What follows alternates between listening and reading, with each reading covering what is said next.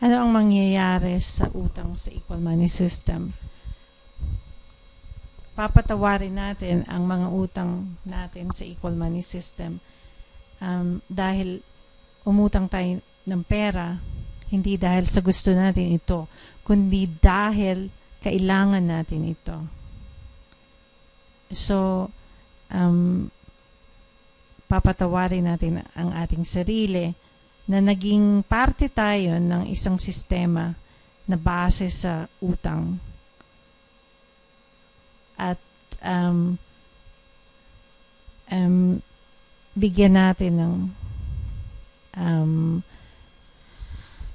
karapatan ang ating sarili na mabuhay sa isang sistema na ang kahalagahan ng buhay ay siyang isinasaalang-alang.